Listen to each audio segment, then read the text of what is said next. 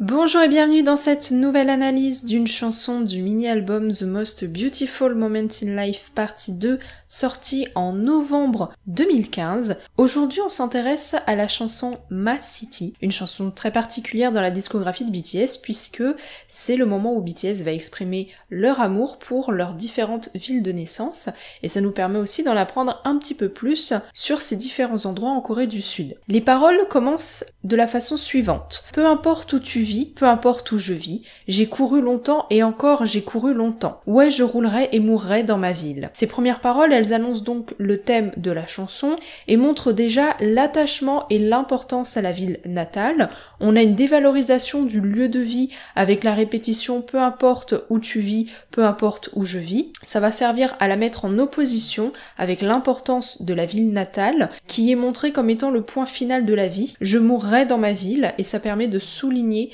son importance et son impact au niveau de la vie. Ensuite, on commence la chanson avec le premier couplet qui est celui de RM. Je ne sais pas quoi dire, même si je meurs, je ne peux pas dire que je vivrai ailleurs. Vous me payez des millions de dollars pour vivre ailleurs. Ah non merci. Ilsan, l'endroit où je veux être enterré, même après ma mort. Donc ces premières paroles de RM font référence aux toutes premières paroles de la chanson puisqu'on retrouve l'idée de mourir dans sa ville natale qui est plus importante par rapport à toutes les autres villes dans laquelle on pourrait vivre. On voit que l'importance de cette ville natale, elle est au-delà des préoccupations financières avec la phrase « Vous me payez des millions de dollars pour vivre ailleurs, ah non merci ». L'idée ici est de montrer que l'attachement à la ville natale est au-delà des considérations matérielles. C'est la ville des fleurs, la ville de Monster, Leifesat et Western Dome qui sont comme la maison, Ugok Wangong Village qui m'a élevé pendant mes jeunes années, l'endroit le plus harmonieux au monde, nature et ville, building et fleurs. Dans ses paroles, RM fait référence à plusieurs endroits de sa ville natale pour la décrire. Déjà, on a la ville de Monster, c'est une partie du premier nom de scène de RM, Rap Monster, donc ça permet de montrer encore une fois son lien entre sa ville natale et lui. On a aussi Leifesat et Western Dome qui sont des noms de centres commerciaux, ce sont des références donc à des lieux où RM a passé beaucoup de temps quand il était jeune. Il fait aussi référence dans ses paroles au Hagwon, alors c'est une institution privée en Corée du Sud qui permet aux étudiants d'apprendre des matières spécifiques, donc toutes les matières scolaires et de se préparer aux examens d'entrée à l'université. En Corée du Sud, il y a une énorme pression concernant les étudiants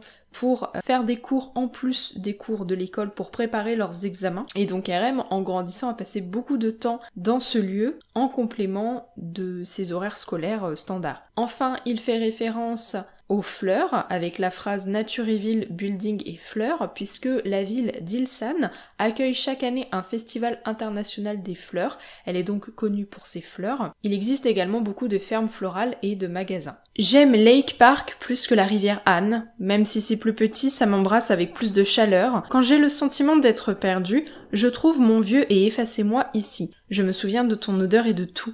Tu es mon été, automne, hiver et chaque printemps. Dans ce passage, RM introduit une comparaison avec la ville de Séoul, où il habite depuis plusieurs années, à travers la référence au Lake Park et à la rivière Han. Lake Park est à Ilsan, tandis que la rivière Han est à Séoul. Ainsi, quand il dit qu'il en préfère un, c'est une façon de dire qu'il préfère la ville entière. D'ailleurs, il présente la ville de Ilsan comme beaucoup plus chaleureuse, même si c'est plus petit, ça m'embrasse avec plus de chaleur. C'est assez logique, les petites villes sont souvent beaucoup plus chaleureuses que les grandes capitales, et on a en plus l'attachement émotionnel lié aux souvenirs d'enfance qui vont pencher en faveur de la ville de Ilsan. Je trouve mon vieux et effacez-moi ici. Enfin, il va jouer avec l'anglais avec la dernière phrase, tu es mon été, automne, hiver et chaque printemps, afin de faire rimer les deux phrases. La phrase précédente, je me souviens de ton odeur et de tout, se termine par everything, et la phrase suivante se termine par printemps, donc spring. Et la mer de Busan dit la la la la la, sous le ciel bleu, un panorama urbain dit la la la la la. Les oncles, levez vos mains,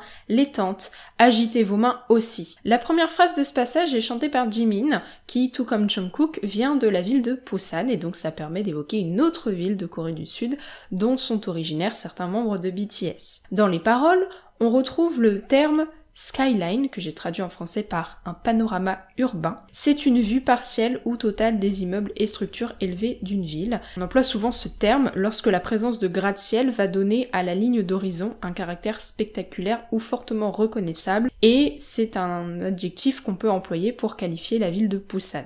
On va avoir aussi l'emploi de dialectes spécifiques à la ville de Busan et de la province dont elle fait partie, avec les deux dernières phrases du passage. J'ai traduit en français par les oncles et les tantes, mais en coréen, ils ont employé le mot hajje pour qualifier un homme d'âge moyen ou marié, et le mot hajime pour qualifier une femme d'âge moyenne ou mariée. Donc on a à la fois la référence à la ville de Busan et à une de ses spécificités, avec le panorama urbain, mais également l'emploi du dialecte parlé dans la ville. Viens dans ma ville, j'espère que tu la vois d'un bon œil, sache faire la fête, ma ville qui m'a élevé, oui c'est ma ville, bienvenue dans ma ville. Le refrain de la chanson est une célébration de la ville de naissance et invite à venir à la découvrir avec des phrases comme viens dans ma ville et bienvenue dans ma ville. BTS, on le voit, n'est pas en train de faire une compétition pour que chaque membre désigne sa ville comme étant la meilleure. On est plutôt dans une présentation des différentes villes des membres du groupe et une célébration et une invitation à venir les découvrir. On passe ensuite au couplet de J-Hope avec les paroles « Je viens de Gwangju de la province du sud de Jeolla. Bien que mes pas me mènent vers les montagnes, je serai au sommet du Mudeungsong tous les jours. Ma ville est chaude, la chaleur du sud, la règle de combattre la chaleur par la chaleur. Il n'y a pas de chose comme l'abandon. Je mets la Kia, démarre le moteur et rebondis comme un fou. » Alors on va voir que dans ces paroles, J-Hope fait référence à sa ville natale Gwangju, et comme RM, il va parler de spécificité de sa ville. Il va ainsi faire référence à plusieurs choses comme une montagne, Mudeungsong. Cette montagne représente la ville, elle abrite un parc national qui est également un géoparc mondial de l'UNESCO, donc c'est un critère important pour la reconnaissance de la ville. Et c'est aussi une expression, aller à la montagne, est souvent utilisée pour décrire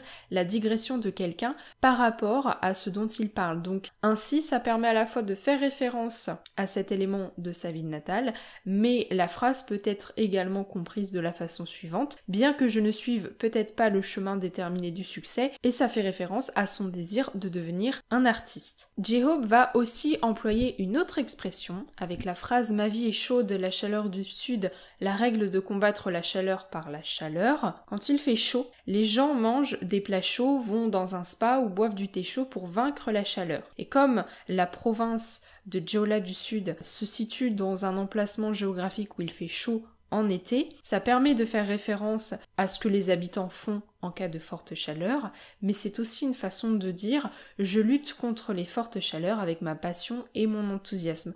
Donc là, on voit que J-Hope joue sur les mots pour donner de nouvelles significations à ses phrases tout en caractérisant sa ville. Et il fait une dernière référence avec l'emploi du mot Kia. En fait, c'est une référence à Kia Motors, donc c'est une marque de voiture qui possède une usine à Gwangju. C'est l'un des plus grands établissements hébergés par la ville, et donc ça a aussi un impact économique avec les habitants, puisque de nombreux habitants y travaillent. Seulement avec ma danse, je développe le grand rêve de devenir un chanteur. Maintenant, dans la réalité, je saute avec la musique sur scène.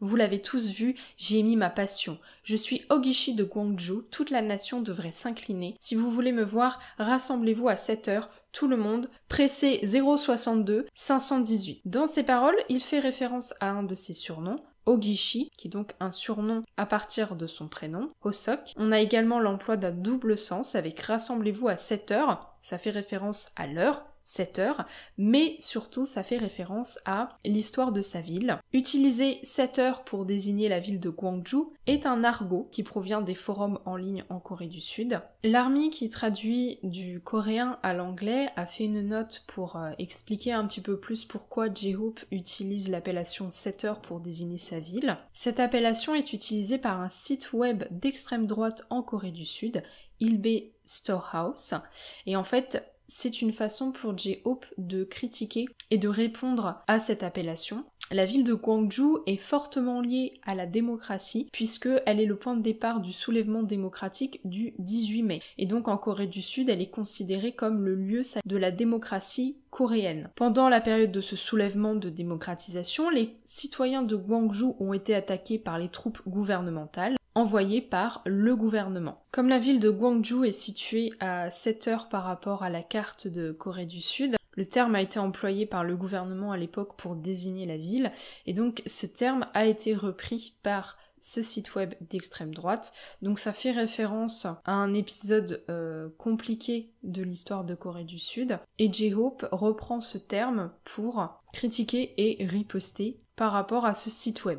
Enfin, il fait référence à 062 518. Le 062, c'est l'indicatif téléphonique régional de Gwangju, et 518, ça fait référence au soulèvement démocratique du 18 mai. Donc on voit que J-Hope a introduit dans ses paroles cet épisode important de l'histoire de sa ville et du pays. Enfin, le dernier couplet de la chanson est celui de Suga. Je suis né et j'ai grandi à Daegu, c'est un peu dur pour moi de recevoir une transfusion de sang, dans mes veines coule du sang bleu. Cet enfant n'est pas lassé de parler de Daegu dans chaque album, c'est ce que vous devez penser, je suis un D-boy, je suis un D-boy. Donc ici, il fait référence à sa ville, Daegu, qui est aussi la ville de naissance de V.